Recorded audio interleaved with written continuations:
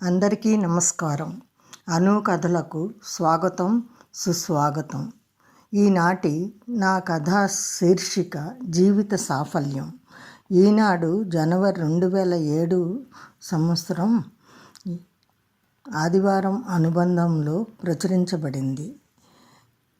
Ragging వల్ల విద్యార్థులు ఎందరో ఆత్మహత్యలు చేసుకొని తమ జీవితాలను ముగించుకుంటున్నారు. ర్యాగింగ్ చేసేవారు ఇది ఆలోచించాలి, చేయబడేవారు సమస్యకు పరిష్కారం తెలుసుకోవాలనే ఉద్దేశంతో రాయబడినది ఈ కథ. ఇక కథలోకి వెళ్దామా? జీవిత సాఫల్యం. రాత్రి 3వ జాము.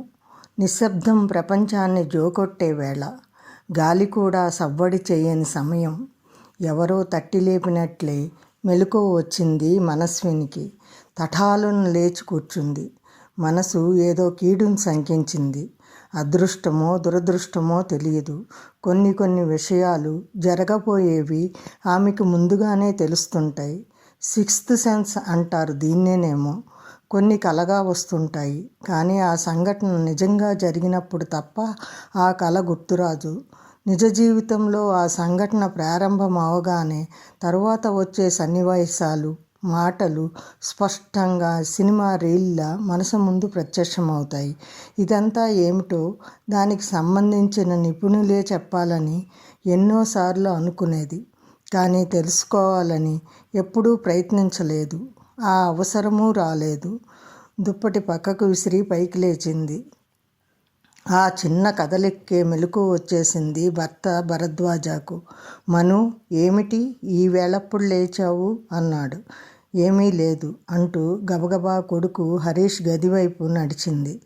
మనస్విని అంత కంగారుగా వెళ్ళిందంటే భరద్వాజ్ గుండె జారిపోయింది. 1 20 సంవత్సరాలు ఆమెతో సహజీవనం చేశాడు. కొందరు శరీరాలతో కాపురం చేస్తారు. వాళ్ళిద్దరిది మనసులతో ముడివేసుకున్న దాంపత్యం. ఆమెకు కొన్ని విషయాలు ముందే తెలుస్తాయని, అవి జరుగుతాయని అతనికి గట్టి నమ్మకం. అతను వెళ్ళేలోపే కిటికీ దగ్గర నిలబడ్డ ఆమె చిన్ను అని ఆర్తనాదం చేయటం, దగ్గరకు వెళ్ళిన అతని చేతుల్లో జారిపోవటం జరిగిపోయింది. ఆమె అలా జారిపోతున్న సమయంలోనే అతని దృష్టి గదిలోకి మళ్ళింది. తాను ఏం చూస్తున్నది ఒక సెకను అర్థం కాలేదు. క్షణాల్లో తేరుకొని ఆమెను అక్కడే వదిలేసి గది తలుపులు దబదబా బాదాడు. అవి తీయకుండానే తెరుచుకున్నాయి. తూలి పడపోయి నిలదొక్కుంటూనే 4 అంగల్లో కొడుకును చేరాడు. ఉరివేసుకున్న కొడుకును కిందకు దించాడు అతి కష్టం మీద. ప్రాణాలు పోలేదేమో అన్న ఆశే శ్వాసే పరిగెత్తుకుంటూ వెళ్ళి అంబులెన్స్కు ఫోన్ చేశాడు. మేము ఎప్పుడూ కలిసే ఉంటాం అన్నట్లు తల్లి కొడుకులు ఇద్దరూ కలిసికట్టుగా ఆసుపత్రికి తరలి వెళ్ళారు. ఇంటి పక్కన వాళ్ళు, తెలిసిన వాళ్ళు, ఊర్లో ఉన్న బంధువులు అందరూ నెమ్మదిగా చేరుతున్నారు. అక్కడ ఎందరూ ఉన్నా అందరూ బయటే. లోపల ఏం జరుగుతోందో ఎవరికీ తెలియదు. గది బయట అసహనంగా అటూ ఇటూ తిరుగుతున్నాడు భరద్వాజ. కాలు క్షణం నిలవటం లేదు. 18 ఏళ్ళు పువ్వులా చూసుకున్న తమ కలల పంట ప్రాణాలతో పోరాడుతున్నాడో, విడిచే వెళ్ళిపోతాడో తెలియని స్థితి. ఏదైనా జరగవచ్చు, కానీ ఒప్పుకోవటం లేదు మనసు. తమను విడిచి వాడు వెళ్ళలేడు. అది స్వర్గమైనా సరే, యముడితో పోరాటమైనా చేస్తాడు కానీ తమ బిడ్డను వదులుకుంటాడా? ఆ పాశం ఎవరూ ఛేదించలేనిదని గట్టి నమ్మకం. అయినా తపన పడుతోంది తండ్రి హృదయం. నిన్న మొన్న జరిగినట్లు కళ్ళ ముందు కదలాడింది గతం. హరికి ఇంటర్లో 98% మార్కులు వచ్చాయి. కష్టానికి తగిన ఫలితం వచ్చిందని ఎంతో పొంగిపోయాడు. అందరూ తమ ఆశలను పిల్లలపైన రుద్దుతారు, కానీ తను అలా ఎప్పుడూ అనుకోలేదు. పై చదువులపై ఎంతో ఆశ ఉన్నా ఆర్థిక ఇబ్బందుల వల్ల తను చదువుకోలేకపోయాడు. అందుకే ఎంత కష్టమైనా భరించి కొడుక్కి కోరిన చదువు చెప్పించాలని దృఢంగా నిశ్చయించుకున్నాడు. చేతిలో సొమ్ము లేదని తెలిసినా ధైర్యలక్ష్మి దగ్గర ఉన్నదన్న ధైర్యం. ఏం చదువుతావు కన్నా అంటే, ఇంజనీర్ అవ్వాలని ఉంది నాన్న అన్నాడు. ఆ 4 పదాలు తనని ఆనందంతో ఉక్కిరి బిక్కిరి చేశాయి. ఎందుకంటే తను కోరుకున్నది, చదవలేకపోయింది అదే. తన కల నిజమవబోతోంది. కళ్ళ నిండా నీళ్లు నింపుకొని కొడుకుని మనసారా కౌగిలించుకున్నాడు.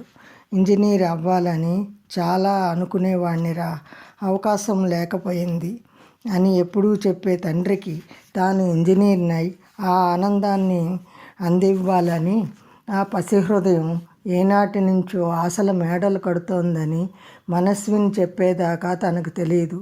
ఎక్కడికి వెళ్ళినా తాము ముగ్గురు వెళితే మంచిది కాదని చాలామంది చెప్పినా కలిసే అడుగులు కదిపేవాళ్ళు. యుద్ధ సైనికుల్లా, వీరుల్లా, విలుకాళ్లలా ముగ్గురు 3 దారుల్లో వెతికి సమాచారాన్ని తీసుకొచ్చి ఒకచోట చేర్చేవారు.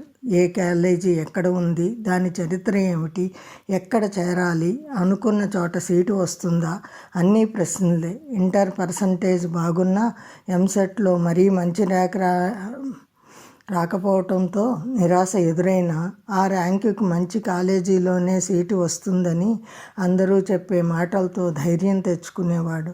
వచ్చినంతలో మంచిది సెలెక్ట్ చేసుకోవాలని నిర్ణయం. వ్యక్తులు ముగ్గురే కానీ ఆలోచన ఒకటే. కౌన్సిలింగ్కు పరుగులు. అక్కడ సరైన నిర్ణయం తీసుకోవటానికి తోడుగా బావమరిది సెల్ నెంబర్. మరి అక్కడికక్కడే ఎంపిక చేసుకోవాలిగా. అన్నీ దిగ్విజయంగా ముగిశాయి. అనుకున్న దానికంటే మంచి కాలేజీలోనే సీటు వచ్చింది. వాడు ఇంజనీర్ అయిపోయినంత ఆనందం. అక్కడి నుంచే మొదలైంది అసలు బాధ. అప్పటిదాకా ఎవరికి వారుగా ఉండి పెళ్లితో ఒకటై తమ ప్రేమ ఫలంగా పుట్టిన వాడిని తోడు చేసుకొని ఒకరిని విడిచి మరొకరు ఒక్కరోజైనా ఉండక సంవత్సరాలు గడిచిపోయాయి. ఏ ఊరైనా, ఏ ఫంక్షన్ అయినా వెళితే ముగ్గురు కలిసి ఏ ఒక్కరికి కుదరకపోయినా అది మానేయటమే, అవతల వారికి క్షమాపణల దండలు వేయటమే.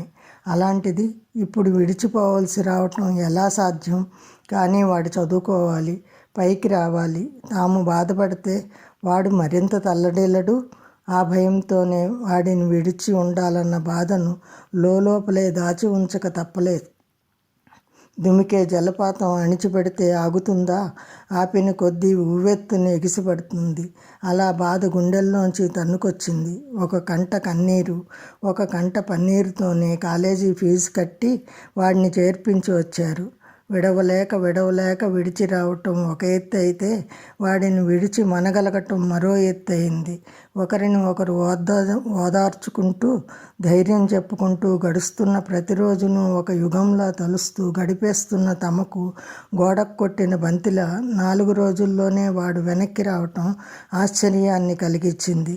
ఏంటిరా కన్నా అంటే బెంగగా అనిపించి వచ్చేసాను నాన్న అన్నాడు. ఆ మాటకు అర్థమైంది తండ్రి హృదయం. చిన్ను ఒళ్ళంతా తడుముతున్న తల్లిని అమ్మా అంటూ అల్లుకుపోయాడు. ఎన్నో ఏళ్లు విడిచి ఉన్నట్లు తల్లడిల్లిపోయారు తల్లి కొడుకులు. ఆనందంగా కబుర్లను పంచుకున్నారు. సంతోషంగా నిద్రను ఆహ్వానిస్తున్నామనుకున్నారు. కానీ అంతలోనే ఎంత ఉపద్రవం!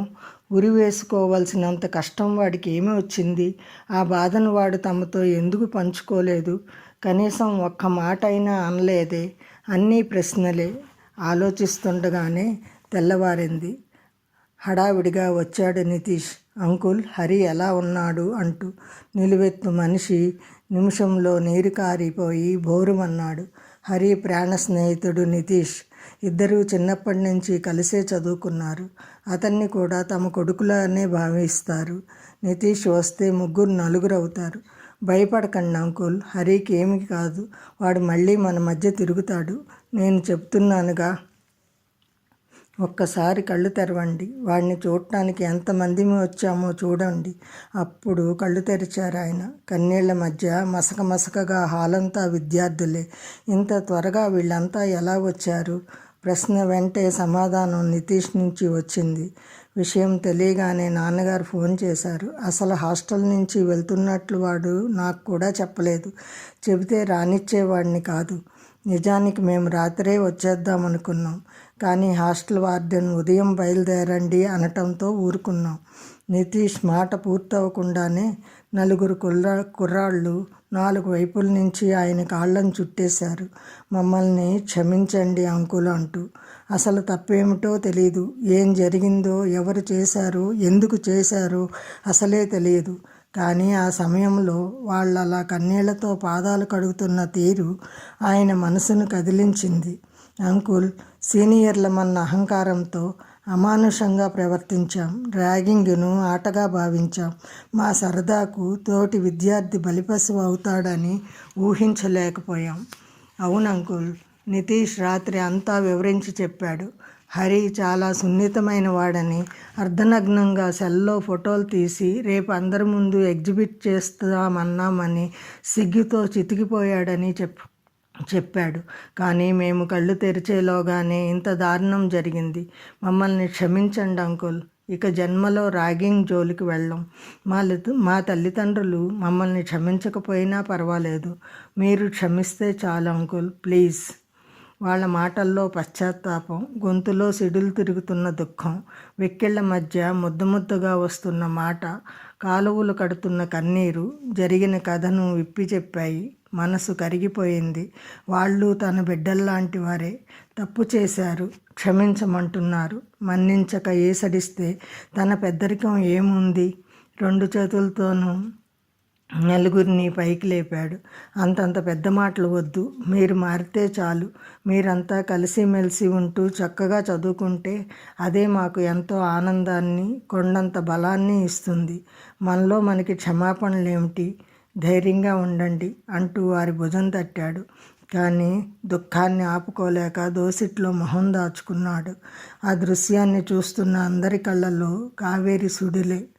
ఇంతలో ఆపరేషన్ థియేటర్ తలుపులు తెరుచుకున్నాయి. అందరిలో ఆపుకోలేని ఆత్రం, ఆనకట్ట వేయలేని ఉద్విగ్నత. డాక్టర్ ఏం చెప్తారో నిలబడలేక కుర్చీలో కూలుపడ్డాడు భరద్వాజ.